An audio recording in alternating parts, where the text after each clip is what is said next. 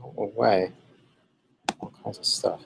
Okay, so I'm going to show 3 projects. They're basically like 3 different processes. So one is like a kind of intuitive, iterative process, which is probably best described as like a normal design process. One is a bizarro left turn filled collaborative process, and one is like a deliberately rich exploratory process. So this is the first one. This is the more kind of iterative, intuitive one. So this is a postcard for 2 shows at the soap factory. So they're called Friction Fiction and The Party's Over. The 2 shows have really nothing in common besides both being group shows. And I design a lot of stuff for the soap factory and have never had to actually do this thing of accommodating 2 events onto one surface. Usually what happens is there's a group show, and then I know the theme of the group show or have an idea about it, and then I just design a poster for that. This is a little bit different because there's these 2 things coinciding in the same space, and it needs to be really clear that there's 2. So the first part of this process for me with this is just to do black and white type studies, just to see how the information works out. So the idea isn't necessarily that I'm expecting anything to come from these. It's just to sort of see, like, what does this information want to do? And what like typefaces does it look good in? And it's deliberately limited to, there's a soap factory logo in it, but it's really deliberately limited to a couple of typefaces and just trying to figure out what to do with it. So this was like the very first one, and it uses my favorite typeface, Accidents Grotesque. Then I'm looking at, okay, what if I call out really deliberately that it's 2 exhibitions?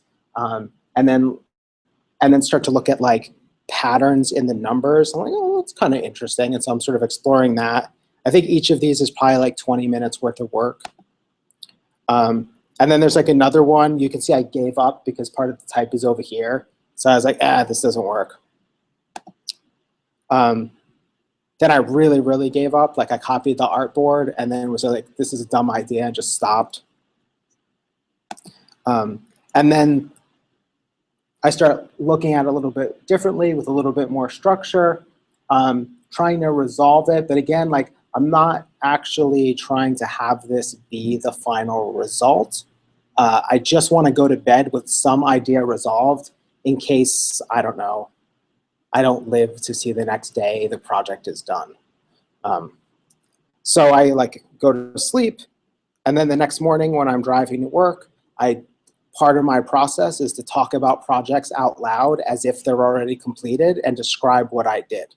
So then I have to think of ideas, because otherwise what am I going to describe? Like, oh, I screwed around for a couple hours and I wasn't really happy with it. So I was thinking about like, what are other things I've seen that have multiple events on them? And I started thinking of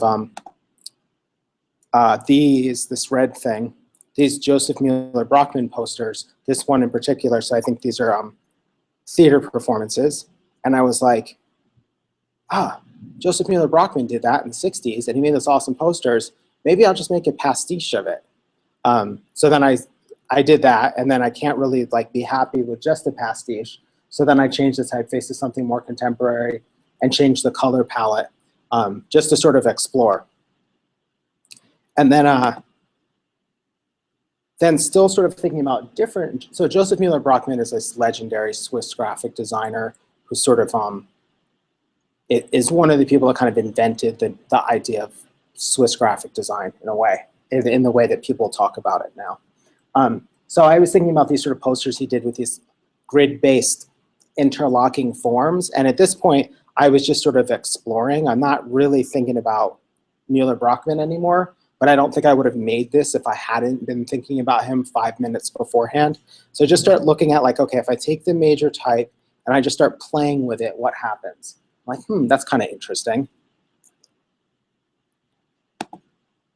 So then I start looking at it some more. I bring in all the artist names because one, I have this belief that the artist will be more inclined to share the postcards if their names are on it. And they'll be like, look. So I feel like I want to appeal to their narcissist, or to their inner narcissist. So just like sort of looking at like how this might work out. And then I'm really excited about this, and totally I'm like, okay, this might actually be the thing. But just to be safe, I go and make another one that's like a little bit more conservative and potentially kind of boring. But I sort of like this one too. And so I then take these last three and send them to the soap factory, and they pick this one. And I don't think there's no changes to it other than I spent probably a half hour just making sure I was happy with the placement of these two little pieces, because they were like the two kind of wild card pieces. I don't normally work like this in this kind of like intuitive, try lots of stuff kind of way. Usually I'm a little bit more deliberate, and I get these kind of ideas out of the way through pencil sketches, so that when it's time to sit down, I know exactly what I'm making and I can just call it a day. Because as much as I love design, I hate working on one thing for more than a couple of hours. It drives me out of my mind. So I try to find a way where I can spend an hour and a half doing something and then go for a walk or whatever, or indulge my ADD. So that is like my my kind of normal, like, this is how most designers work. This was just a postcard, so there wasn't a bunch of research really. So if it was a little bit more serious, maybe I would have done some more research and tried to come up with a more conceptual way to tie it together. But it's just a postcard. All that it needs to do is get someone's attention who's already on the Soap Factory's mailing list. So I was going to get their attention one way or another, because they're looking out for Soap Factory stuff. So that is one. Let's see, I'm going to hide that. Jump back over here. And then we're going to just screen share. Any questions? It's pretty straightforward, but okay. So now we're going to show a weird one.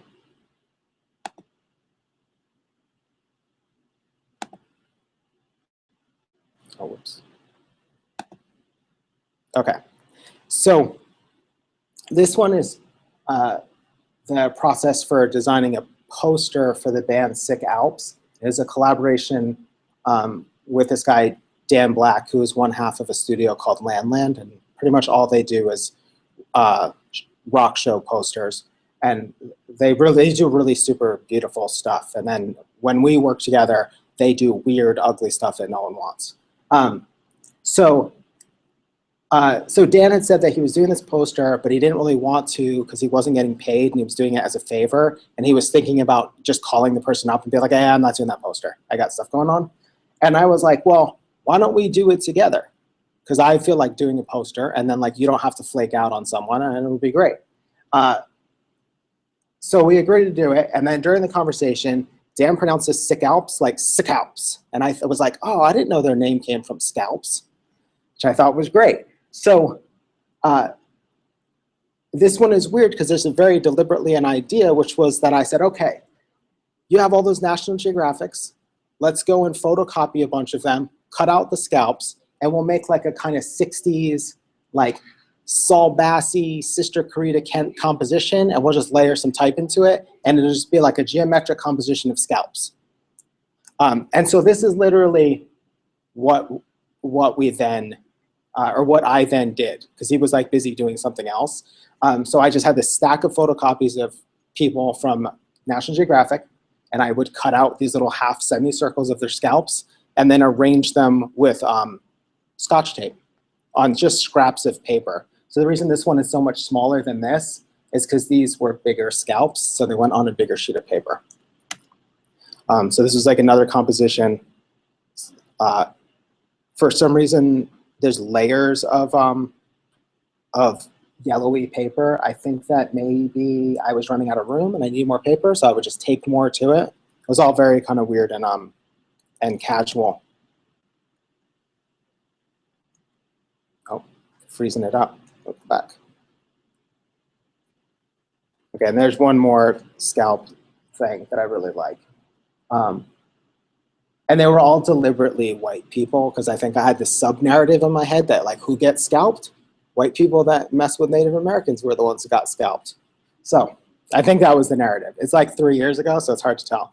So then the other part of it was all the type was just like rub down, like lecture set press type, which I don't know if everyone's familiar with that.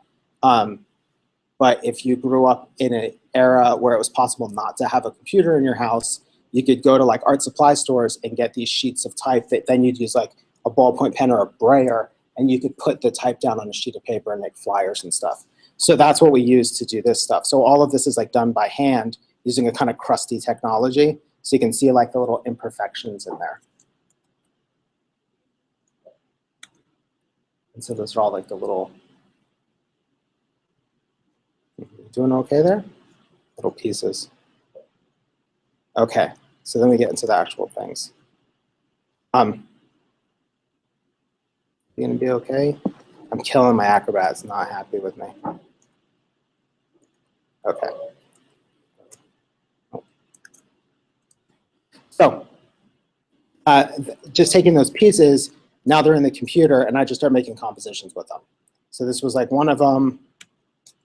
This was another one. I was really excited about this one. And then this was a third one. At this point, collaborative is like really not the right word to describe what we were doing. I was basically like, you're gonna print this thing, it's your client, and I'm making it. So, and you need to agree with whatever like sort of cockamamie idea I have. And so since we were laughing, it was obviously a good idea. So this was another one. So then I sent all of those to Dan, and he said, I had a weird idea. What if we make 2 posters on 1 sheet of paper? So he sends this thing. I can't get it to go big enough, which is unfortunate. I wonder if I can zoom in. There we go. So he sends this thing back to me, where he's literally just taken the 2 posters and jammed them together and slightly edited the type. So basically, he took the date and time off of one of them, but left all the other information on there. And again, the conversation was, we're not getting paid, so it's fine if it's totally weird. And since it entertained us, it was therefore an okay thing to do, which is like, I think, a healthy attitude to have. And then when it gets one step weirder is that, let's see if I can zoom in on the last page here.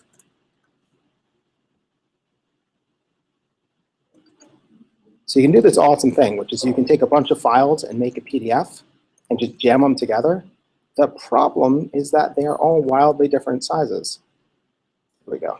So this is a photograph of the final screen printed poster, which had the additional weird factor of this paper that the original collages were made on was then separated into like 4-color process to print and then printed on top of itself. So it's like this doubled up yellow because there's this off yellow paper under it, and we printed a layer of weird off yellow on top of it. So then we made this really weird poster, and I believe sold like 3 of them. But I bet whoever has them is really happy, because it's like, I think it's fantastic, even if it's completely bizarre. So that's a weird process. And then lastly, hey, where'd that PDF go? And then lastly, a really deliberate kind of rich process. Let's add the toolbars. I'm just going to make sure that this thing still works. Looks like it's still working, but just to be safe. There we go.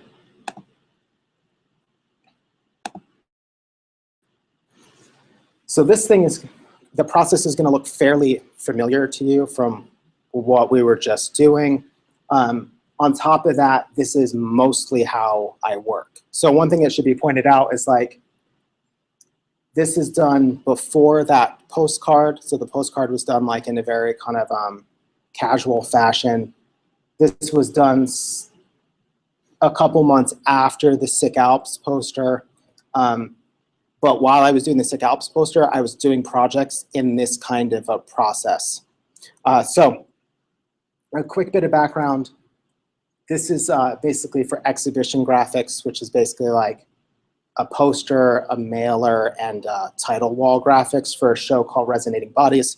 It's a group show of installations, and the curator has an existing relationship with all of the artists, and many of the artists have worked together. And a lot of it is about the idea of like sculpture that is kind of about performance. And so this is the actual presentation for the client. So the Soap Factory is kind enough to make a podcast with the curators of every show. So they are doing some of the research for me because I can go and listen to a 15-minute interview that's all about the ideas behind the show. So through that and through the press release, I'm looking for quotes that are inspiring or like visual. So this was one about sculpture, generator of platforms and sites for action and spectacle. And I should back up and say one of the rules for Soap Factory work is we don't show pictures of art. And the reason we don't do it is because all the art, most of the time, is brand new and intended specifically for the Soap Factory. So technically there isn't a picture of it because it's non-existent until that day that show opens. And this needs to be done 6 weeks to 2 months beforehand. And on top of that, it's usually group shows. So we don't like to show just one piece of art. We'd rather make the thing about the exhibition in some way. So something like sites for action is interesting to me because then I'm thinking, how can the poster be a site for action? And this other quote I liked was about get in the way. So sculpture's like interactive, and this curator had this idea about knowing how the artists would work with each other, that certain people's like stuff would kind of rub each other the wrong way, and that there'd be like conflict built into the show. So I am reading press releases, listening to an interview with the curator, reading all the artist statements, and just looking for ideas to get around this. So she had this nice quote, the nightmare of participation, that like this is ideal in the art world about like participation, but participation is also like a pain in the ass because like people are messing with your stuff basically. And that if your work isn't participatory, then it's like you suck or something. So those kinds of ideas, and I'm making little like rough sketches to get an idea across, like an impossible connection, like what might that look like? The sites for action thing, or like an unfinished project. I was thinking about when you're in a club and you see a poster for a tour and there's that empty spot where you write in like whatever, when the, why can't I like ever think of anything on the spot? When the Run the Jewels tour is in Minneapolis and then it's like written down, it's like at the Triple Rock, $5, whatever. So like that is a kind of site for action. So just like making a bunch of notes and then like writing down key ideas, relationships, intersections, etc. So then, this is where the process gets a little bit more rich. It's slightly more anal retentive than what I had you guys doing, is I make this thing called a bed node diagram, which is a way of forcing myself to look at as many combinations of ideas as possible.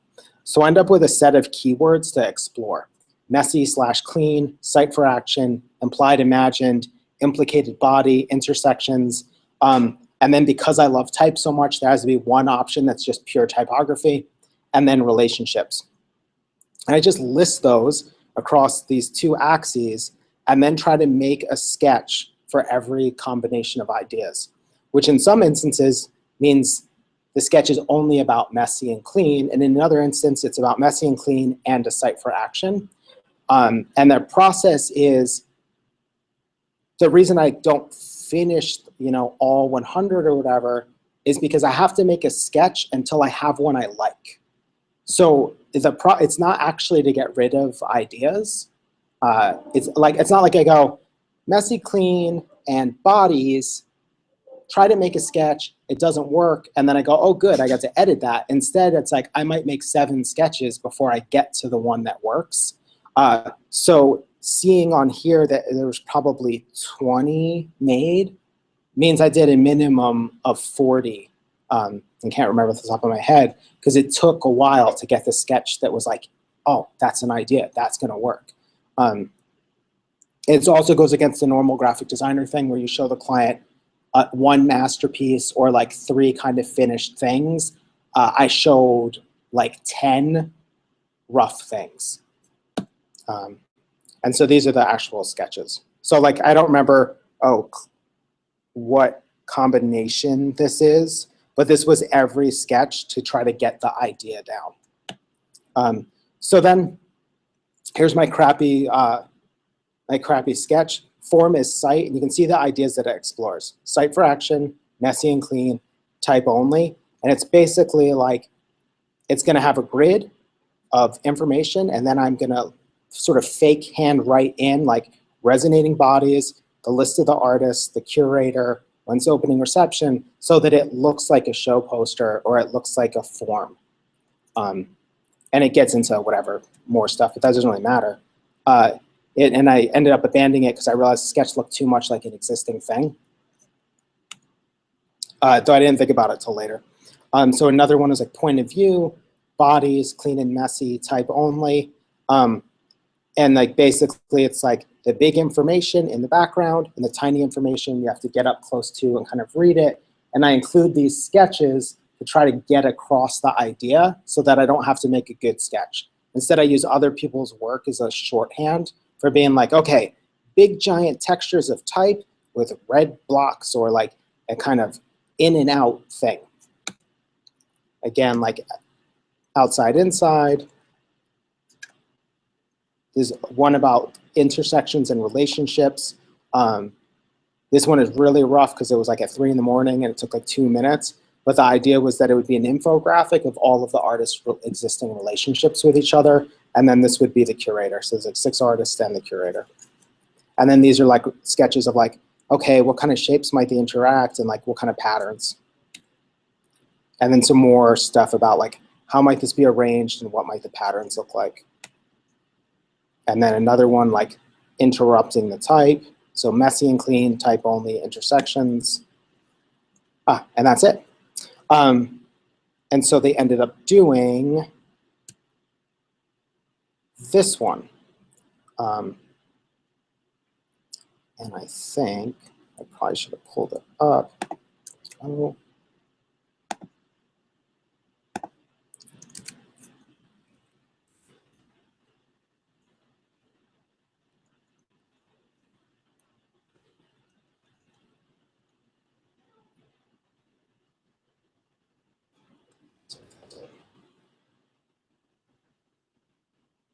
Oh, wrong side.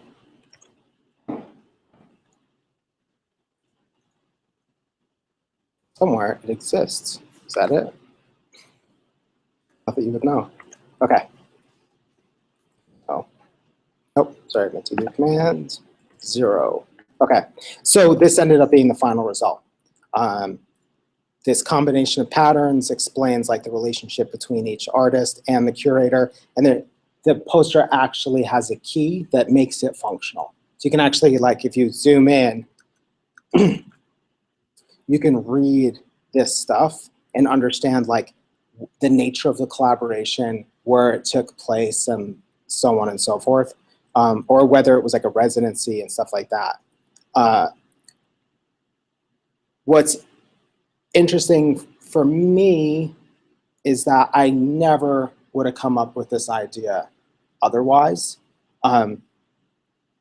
because like my brain doesn't naturally go towards something this nerdy. It tends to be usually like a little bit more abstract and a little bit more kind of like, oh, so the blue is about this feeling. And it's not usually like, yeah, I'm gonna make this crazy map and it's gonna look like a 60s psychology book. But that's where I ended up kind of going to. And it only comes out of like deliberately trying to do, around this time, like when I was doing this project, the idea was to do more research than was necessary and to make more sketches than was necessary. And by doing so, like interesting stuff bubbles up to the surface. And then what I think is crazy is how much because a sketch is terrible. I think we can objectively agree on that.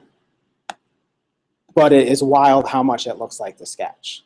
And I should point out that I made the sketch. I didn't design this. I actually hired someone else and said, like, I don't have time to deal with this. Can you please make this?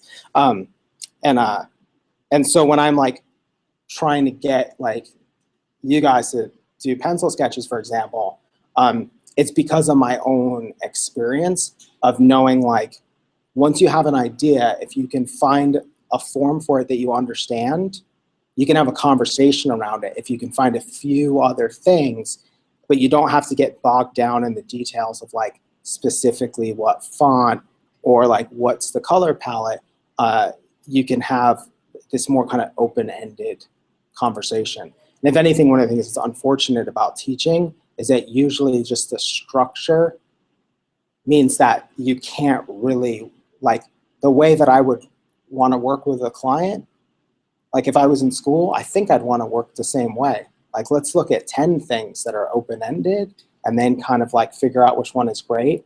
But instead it's sort of like, make one thing, cross your fingers that it's awesome. So yeah, that's that. Are there any questions? Is that helpful at all? I hope so. Yeah, so and one of the things I just want to kind of also get across is that I don't have any notion that there's like a superior way to do this stuff. My goal is just like to hopefully expose you to a few different things, and that even if the project doesn't turn out good, that the process was something like, oh, that was an interesting way to get somewhere. I'm going to try that again, and eventually I might be able to turn that process that I enjoy into work that I like. That's like kind of the most important thing, because I think a lot of times you can sort of like graphic design, but it's really easy to get creative block until you have like the process that works for you for generating stuff. So I should say, like, for me, before working like this in particular, I creative block all the time, just constantly. Like, I never knew what to do.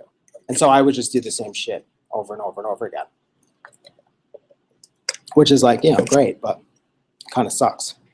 Okay, so that is that.